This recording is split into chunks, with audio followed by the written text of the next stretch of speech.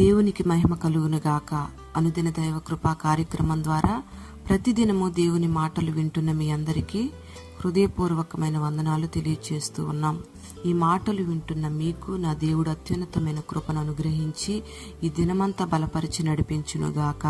ఆమేన్. ఈ లోకంలో ఒక రాజకీయ నాయకుడైన ఎమ్మెల్యే దగ్గర గాని, ముఖ్యమంత్రి దగ్గర గాని, ఒక వ్యక్తి ఉద్యోగరీత్యా గాని లేదా బంధువుగానో వారితో కూడా ఉంటే వారు ఆ నాయకులను గురించి సాక్ష్యమిస్తారు.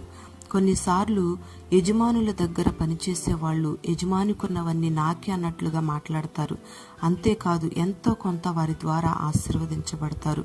మరి మన తండ్రి అయిన దేవునితో పాటు మనం ఉంటే మనకెన్నో ఆశీర్వాదాలను దేవుడు అనుగ్రహిస్తాడు.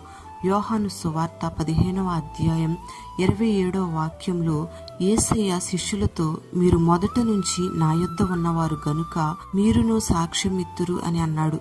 ఆయన మరణ పునరుద్ధానములను గూర్చి, ఆయన దగ్గర నేర్చుకున్న సత్య మార్గాన్ని గూర్చి, ఆయన పరిశుద్ధతను గూర్చి ఆనాడు శిష్యులు సాక్ష్యమిస్తూ వచ్చారు, ఆయన్ని ప్రకటిస్తూ వచ్చారు.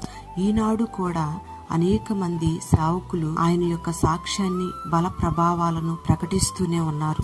ప్రభువును గూర్చి ఇతరులకు మనం చెప్పే సాక్ష్యాన్ని బట్టి అనేక మంది ప్రభువు వైపు ఆకర్షించబడతారు. అనేక మంది ప్రభువుని తెలుసుకుంటారు. అనేకులకు మనం ఆశీర్వాదకరంగా ఉంటాం. Praise the lord.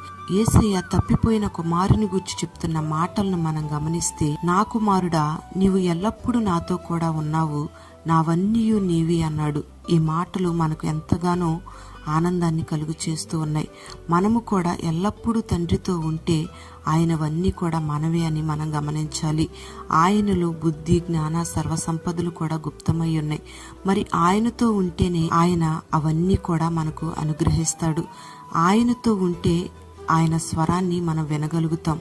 మోషే కూడా దేవునితో ఉన్నాడు, దేవుని యొక్క స్వరాన్ని విన్నాడు. మోషే 40 రాత్రింబగళ్ళు దేవునితో ఉండి భోజనం చేయలేదు, నీళ్లు తాగలేదు, దేవుని స్వరాన్ని మాత్రమే విన్నాడు. అలాగే యేసయ్య శిష్యులు ముగ్గురు ఒకసారి ఎత్తైన కొండ మీద ఉన్నప్పుడు తండ్రి స్వరాన్ని విన్నారు. పేతురు అంటాడు, పరిశుద్ధ పర్వతం మీద ఆయనతో కూడా ఉండిన వారమై ఆయన స్వరము ఆకాశము నుండి దిగిరాగా మేము వింటిమి అంటున్నాడు. Praise the lord. యేసయ్య పునరుద్ధానం తరువాత అపోస్తలులైన పేతురు, యోహానుల యొక్క ధైర్యాన్ని చూచి ప్రజలు, అధికారులు యేసయ్యతో కూడా ఉన్నవాళ్లు వీళ్లే అని సాక్ష్యం ఇచ్చారు. Praise the lord. ప్రభువు వీరి సహాయకుడిగా ఉండి అద్భుతాలు, సూచక క్రియలను జరిగిస్తూ వచ్చాడు. మరి యేసుతో కూడా మనం ఉంటే శక్తిని, అధికారాన్ని, ధైర్యాన్ని పొందుకోగలుగుతాం. ఈ లోకంలో నిత్యము దేవునితో కూడా ఉన్నవాళ్లే నిశ్చయంగా కడబోరం రోగినప్పుడు మేఘాల మీద కొనిపోబడతారు. Praise the lord. ప్రియమైన దేవుని బిడ్డ, యేసయ్యతో నీవుంటే యేసయ్యను గూర్చి సాక్ష్యమిస్తావు. అనేక మందికి ఆశీర్వాదకరంగా మార్చబడతావు. మరి నీవు ఎల్లప్పుడూ యేసయ్యతో ఉంటే తండ్రి యొద్ద ఉన్న ఆశీర్వాదాలన్నిటినీ పొందుకోగలుగుతావు. అలాగే యేసయ్యతో నీవుంటే యేసయ్య యొక్క స్వరాన్ని వినగలుగుతావు. మరి ఆయనతో కూడా నీవు నిత్యము ఉన్నావు గనుక నిశ్చయంగా నిన్ను నా దేవుడు పరలోక రాజ్యానికి వారసునిగా మారుస్తాడు. Praise the lord. మరి ఈ మాటలు విన్న నీవు ఈ లోకంతో ఉండకుండా యేసయ్యతో కూడా ఉందువుగాక. ఆమేన్. ప్రార్థన. పరిశుద్ధుడైన తండ్రి, దయగలిగిన దేవానికి స్తోత్రం చెల్లిస్తూ ఉన్నాం. ఈ మాటలు విన్న నీ బిడ్డల్ని పేరు పేరున దీవించమని ప్రార్థన చేస్తూ ఉన్నాం. యేసయ్య, నీతో కూడా ఉంటే కలిగే ఆశీర్వాదాలను, కొన్ని విషయాలను మీరు మాకు తెలియపరిచినందుకై నీకు స్తోత్రం. నీతో ఉండి మోషే వలె నీ స్వరం వినే కృపను మీరు అనుగ్రహించమని ప్రార్థన చేస్తూ ఉన్నాం.